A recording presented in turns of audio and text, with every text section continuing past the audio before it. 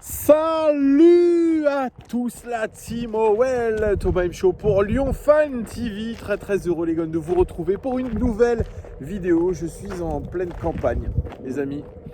Je me trouve du côté de Clermont-Ferrand, la Bourboule, etc.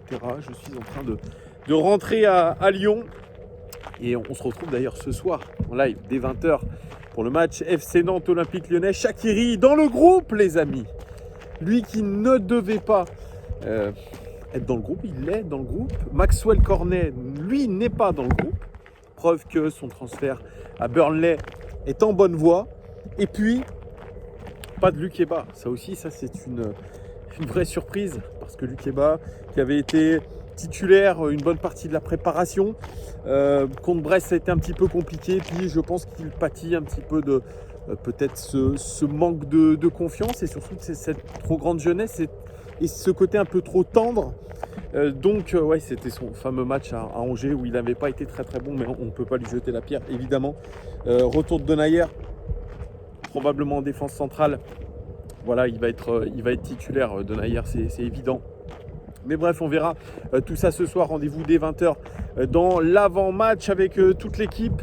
FC Nantes Olympique Lyonnais, Lyon Live TV, vous en avez l'habitude chaque soir de match. Si je vous fais une petite vidéo rapide, c'est pour vous parler du tirage au sort de l'Europa League. Ça y est, ça fait plaisir de retrouver un petit peu l'ambiance, la saveur des tirages au sort européens. Alors c'est pas la Champions League, ce n'est que l'Europa League, mais tout de même, il y a une saveur un petit peu particulière. Il y a du plaisir aussi à retrouver l'Europe, même si ce n'est que l'Europa League, mais on a des très bons souvenirs en Europa League comme en Champions League.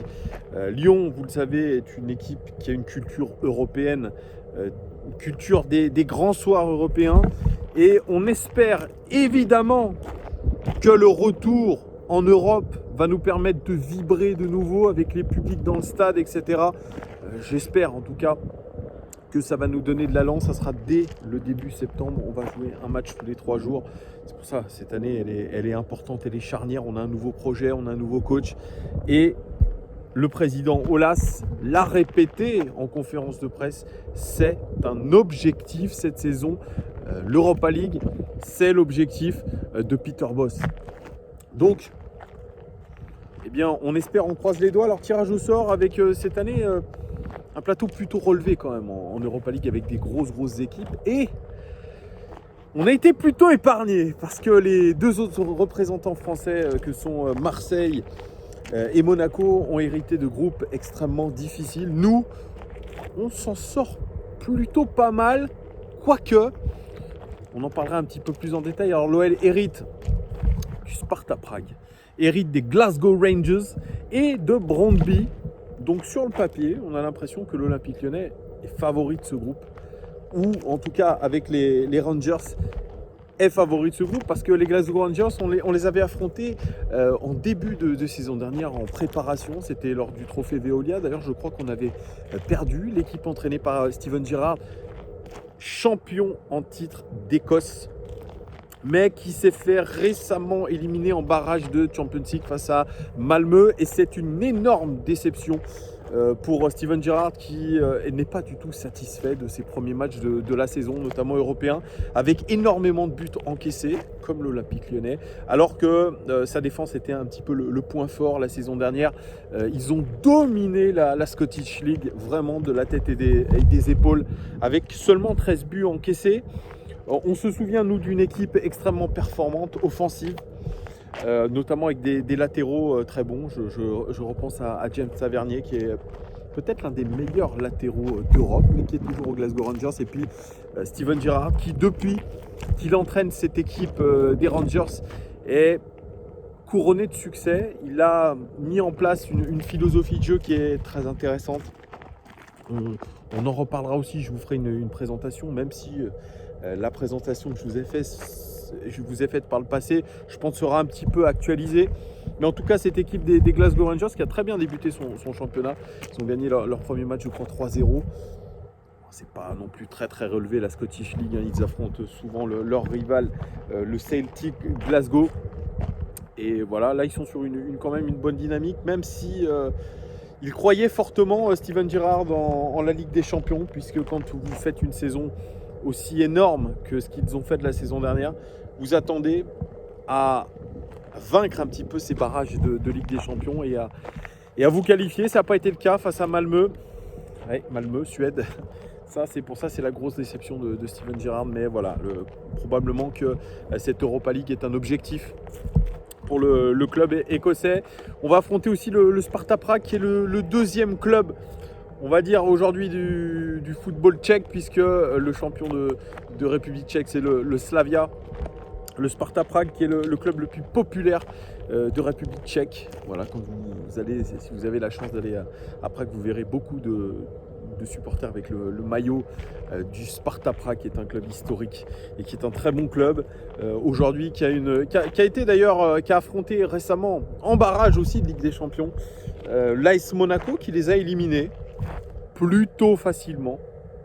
Mais attention, c'est une équipe jeune, c'est une équipe qui est offensive, qui repart beaucoup de derrière, qui a un pressing très haut et puis qui a des joueurs aujourd'hui qui sont des jeunes pépites, et notamment Adam Olzek, que vous avez pu voir à l'Euro avec la République tchèque, qui est un excellent joueur en devenir, qui a joué 4 matchs quand même à l'Euro. Il a 19 ans et aujourd'hui c'est un petit peu la star de l'équipe.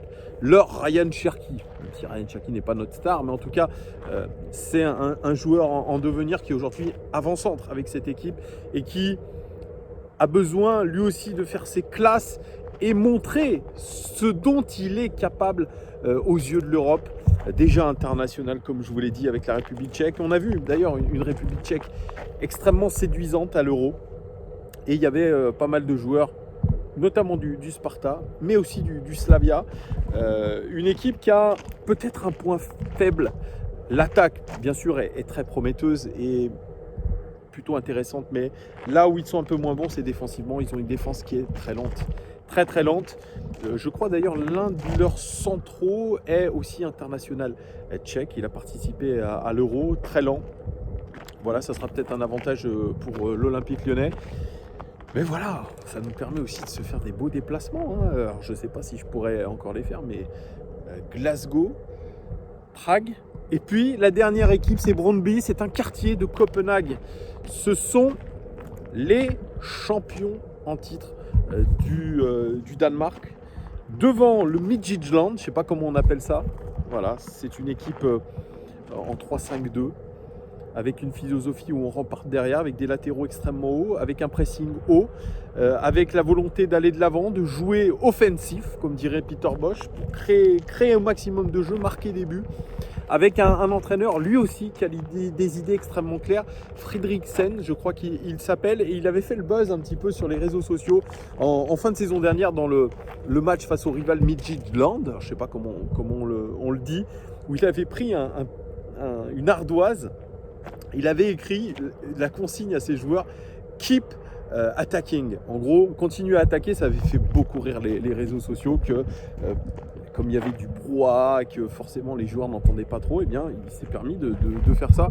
Ça avait fait beaucoup rigoler, mais pourquoi pas, ça peut être aussi intéressant. Donc vous voyez, Brøndby, c'est un club que pas grand monde connaît. Je ne sais pas s'il y en a certains d'entre vous qui regardent le championnat du Danemark, mais ça pourrait être aussi intéressant de découvrir certains joueurs. Probablement que certains joueurs sont internationaux danois, et le Danemark a fait aussi un excellent Euro.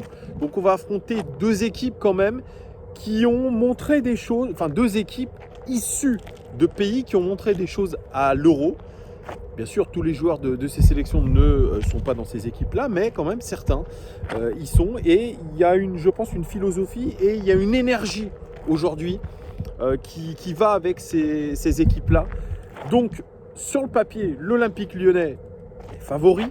On va pas se mentir, notre équipe avec nos recrues, et encore on n'a pas toutes les recrues encore, on ne sait pas trop quel va être notre effectif final, mais en tout cas, l'OL aujourd'hui est favori, mais attention quand même à un excès de confiance, même si Aujourd'hui, on ne peut pas parler d'excès de confiance à l'OL, mais on peut se dire peut-être, ah bah tiens, on va se qualifier plutôt facilement. Eh bien, moi, je trouve quand même qu'il va falloir vraiment maillotcher, puisqu'on va affronter comme des équipes qui ne sont pas forcément des équipes de premier plan, mais des équipes avec des idées de jeu, une philosophie très ancrée. On va non pas affronter des individualités, mais on va affronter des collectifs, et on sait que à l'Olympique Lyonnais, c'est un peu le talon d'Achille, c'est comme ça qu'on dit, le talon d'Achille, affronter des équipes qui ont un collectif fort, parce que nous, ce que nous aimerions et ce que Peter Bosz aimerait, c'est créer un collectif